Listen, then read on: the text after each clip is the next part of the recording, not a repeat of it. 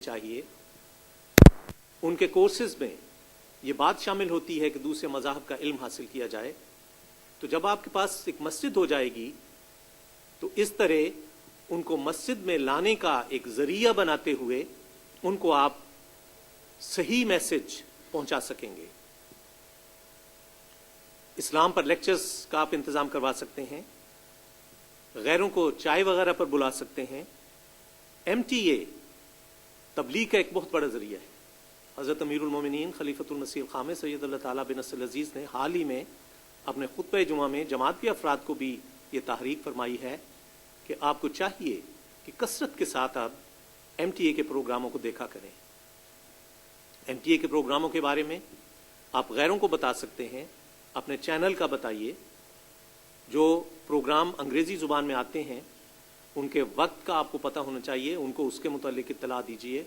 दूसरे प्रोग्राम भी ऐसे हैं जिनका तर्जुमा अंग्रेज़ी में साइमल्टेनियसली किया जाता है और उसके बारे में भी उनको आगाही दीजिए।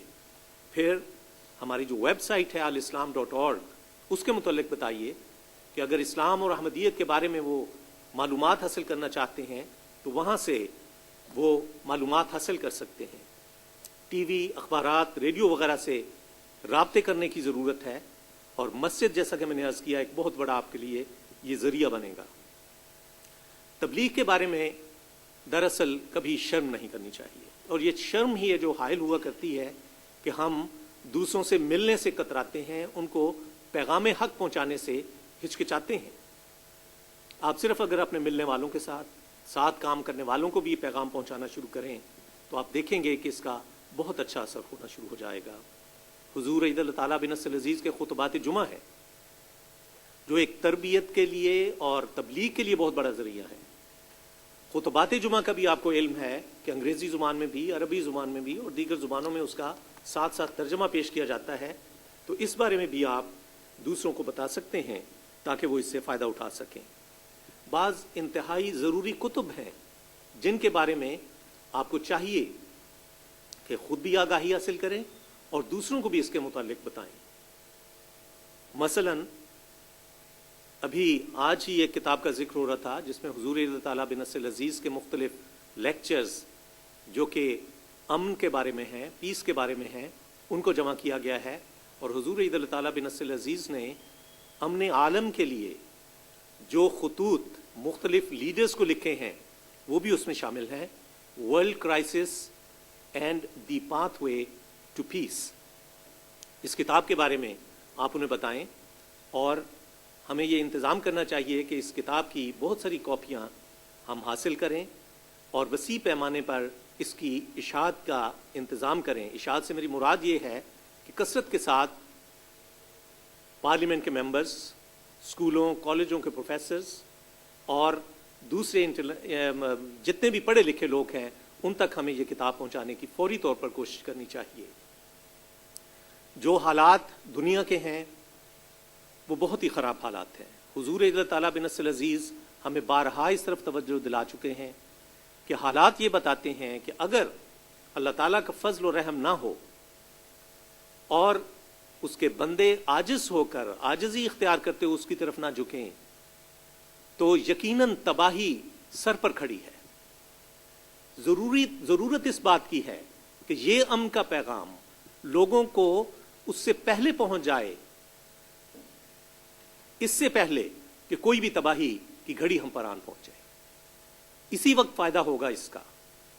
अगर खुदा न खास्ता हालात बहुत खराब हो जाते हैं तो फिर ऐसे पैगामात का भी फायदा नहीं हुआ करता। इसलिए ज़रूरत इस बात की है कि फौरी तौर पर इस किताब की ख़ास तौर पर वसी पैमाने पर यहाँ इशाअत की जाए। फिर हमारे पास रिसाले हैं, मैगज़ीन्स हैं जिनके बारे में हमें दूसरों को आगाह करना चाहिए। उनके नाम ये रिसाले लगवाए जा सकते हैं। मसलन रिव्यू ऑफ रिलीजन्स है। हज़रत मसीह मऊद अलैहिस्सलाम ने इसका इजरा फरमाया।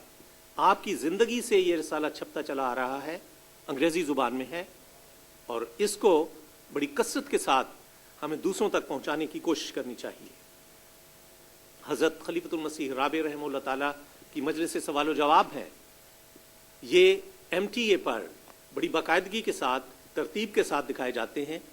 اس کے متعلق آپ بتا سکتے ہیں تاکہ دوسرے اس سے فائدہ اٹھا سکیں. نہ صرف دوسرے فائدہ اٹھائیں بلکہ آپ کو خود بھی چاہیے کہ ان مجالس سے فائدہ اٹھائیں تاکہ آپ کے علم میں بھی ہمیشہ اضافہ ہوتا رہے. غزے کے بے شمار ذرائع ہیں، ان سب کو اگر آپ استعمال کرنا شروع کریں تو آپ دیکھیں گے کہ کس قدر جلد اس ملک میں بھی اسلام احمدیت کا پیغام کثرت کے ساتھ پھیلنا شروع ہو جائے گا. دعا کے ذریعہ پختہ عزم اور ارادہ لے کر اگر آپ کام شروع کر دیں گے تو دیکھیں گے کہ کیسے اللہ تعالیٰ پھل آپ کو عطا فرماتا ہے. اگر ایک بھی، جیسا کہ میں نے پہلے عرض کیا، آپ کے ذریعے کوئی ہدایت پا جاتا ہے تو آپ کی دین و دنیا دونوں سنور جائیں گے. آپ کو وہ فخر سے یاد کیا کریں گے، آپ کے لیے ہمیشہ دعائیں کرتے رہیں گے. خلافت کی جو نعمت ہمیں عطا ہے اس کے بارے میں آپ فخریہ طور پر لوگوں کو بتا سکتے ہیں.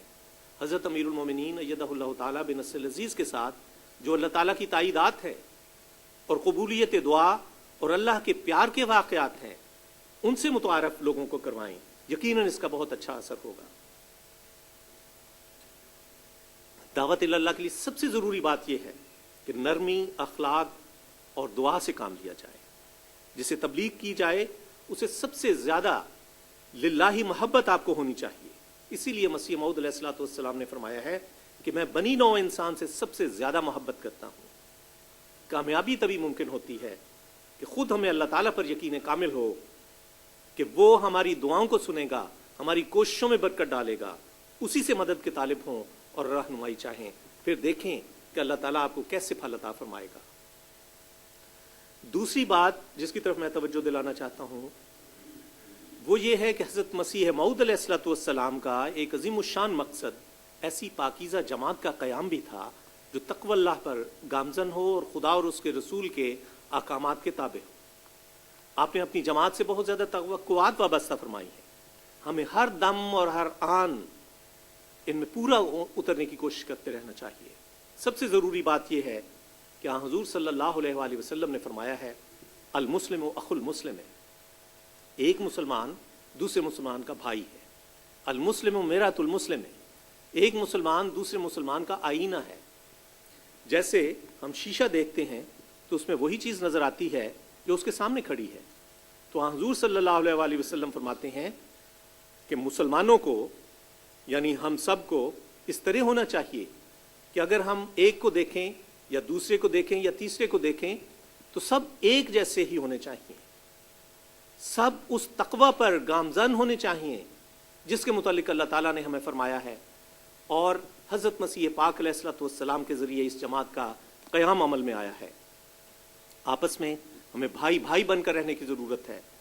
حضور صلی اللہ علیہ وآلہ وسلم نے اسی لیے فرمایا ہے کہ اگر جسم کے ایک حصے میں اگر تکلیف ہو تو سارا جسم اس کی تکلیف محسوس کرتا ہے. یہی حالت امت مسلمہ کی ہونی چاہیے کہ اگر امت مسلمہ پہ ایک فرد بھی کسی مصیبت پہ ہے تو وہ مشکل، وہ احساس سب کو ہونا چاہیے. بغض و کینے سے ہمیں پاک ہونا چاہیے. حضرت مسیح موعود علیہ الصلوۃ والسلام اپنی جماعت کو نصیحت کرتے ہوئے فرماتے ہیں میں نہیں چاہتا کہ میری جماعت والے آپس میں ایک دوسرے کو چھوٹا یا بڑا سمجھیں یا ایک دوسرے پر غرور کریں یا نظر استخفاف سے دیکھیں. خدا جانتا ہے کہ بڑا کون ہے یا چھوٹا کون ہے. یہ ایک قسم کی تحقیر ہے جس کے اندر حقارت ہے. ڈر ہے کہ یہ حقارت بیج کی طرح بڑھے اور اس کی ہلاکت کا باعث ہو جاوے. پھر فرماتے ہیں اللہ تعالیٰ کسی کی پرواہ نہیں کرتا مگر صالح بندوں کی، نیک بندوں کی. آپس میں اخوت اور محبت کو پیدا کرو اور درندگی اور اختلاف کو چھوڑ دو. ہر ایک قسم کے ہزل اور تمسخر سے مطلقاً کنارہ کش ہو جاؤ کیونکہ تمسخر انسان کے دل کو صداقت سے دور کر کے کہیں کا کہیں پہنچا دیتا ہے. آپس میں ایک دوسرے کے ساتھ عزت سے پیش آؤ. ہر ایک اپنے آرام پر اپنے بھائی کے آرام کو ترجیح دے. اللہ تعالیٰ سے ایک سچی صلح پیدا کر لو اور اس کی اطاعت میں واپس آ جاؤ. اللہ تعالیٰ کا غضب زمین پر نازل ہو رہا ہے اور اس سے بچنے والے وہی ہیں جو کامل طور پر اپنے سارے گناہوں سے توبہ کر کے اس کے حضور میں آتے ہیں. فرماتے ہیں کہ چاہیے کہ تم خدا کے عزیزوں میں شامل ہو جاؤ تاکہ کسی وبا کو یا آفت کو تم پر ہاتھ ڈالنے کی جرت نہ ہو سکے، کیونکہ کوئی بات اللہ تعالیٰ کی اجازت کے بغیر زمین پر ہو نہیں سکتی۔ ہر ایک آپس کے جھگڑے اور جوش اور عداوت کو درمیان سے اٹھا دو کہ اب وہ وقت ہے کہ تم ادنا باتوں سے اعراض کر کے اہم اور عظیم الشان کاموں میں مصروف ہو جاؤ۔ فرماتے ہیں کہ جماعت کے باہم اتفاق و محبت پر میں بہت دفعہ کہہ چکا ہوں کہ تم باہم اتفاق رکھو اور اجتماع کرو۔ خدا تعالیٰ نے مسلمانوں کو یہی تعلیم دی تھی کہ تم وجود واحد رکھو ورنہ ہوا نکل جائے گی۔ نماز میں ایک دوسرے کے ساتھ جڑ کر کھڑے ہونے کا حکم اسی لیے ہے کہ باہم اتحاد ہو۔ برقی طاقت کی طرح ایک کی خیر دوسرے میں سرایت کرے گی۔ اگر اختلاف ہو، اتحاد نہ ہو تو پھر بے نصیب رہو گے۔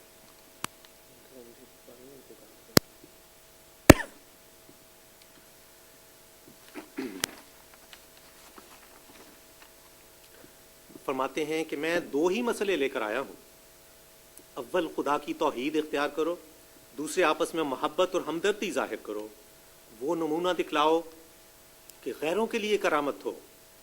یہی دلیل تھی جو صحابہ میں پیدا ہوئی تھی۔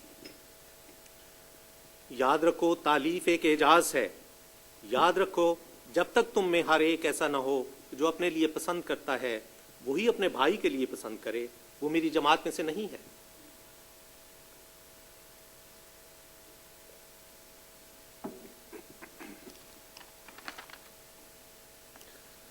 بس ہمارا یہ فرض ہے کہ جیسا حضرت مسیح موعود علیہ الصلوۃ والسلام نے فرمایا ہے، ہم بھائی بھائی بن جائیں اور ایک جسم کی مانند ہو جائیں۔ تیسری اور آخری بات جس کی طرف میں آپ کی توجہ مبذول کروانا چاہتا ہوں وہ بات ہے جس کی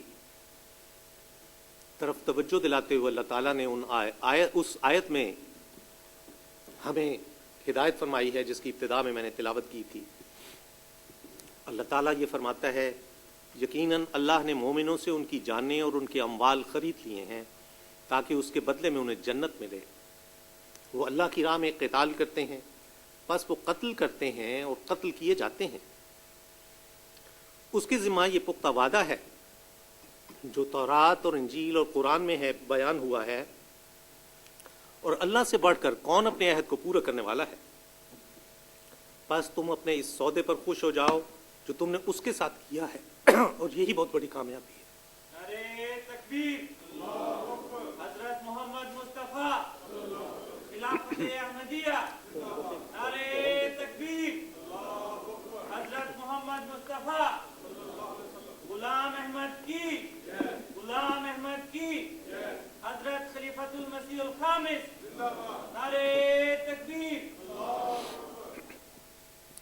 یہاں اللہ تعالیٰ نے مومنین کے ساتھ جنت کے بدلے میں ایک سودا کیا ہے۔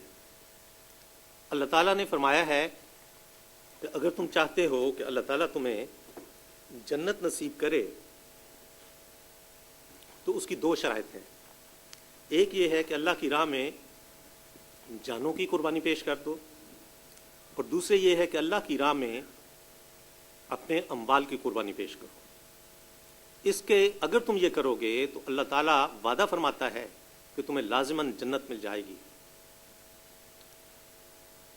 اللہ تعالیٰ مختلف اوقات میں انبیاء کو بھجواتا رہا، مخالفت ہوتی رہی، اور انبیاء کی طرف سے مختلف تحریکات ہوتی رہیں۔ ان میں اموال کی قربانیوں کی بھی تحریک ہوتی تھی، ان میں جانوں مال ہر قسم کی قربانی کی تحریک بھی ہوتی تھی۔ ہاں، حضور صلی اللہ علیہ وآلہ وسلم کے صحابہ کا اگر حال ہم دیکھیں تو پتہ چلتا ہے، میں چند مثالیں آپ کے سامنے رکھے دیتا ہوں۔ حضرت عمار بن یاسر رضی اللہ عنہ اور حضرت سمیہ رضی اللہ عنہ کو کفار مکہ نے پکڑ لیا، ان کو طرح طرح کی تکالیف دیں، عذابوں میں مبتلا کیا۔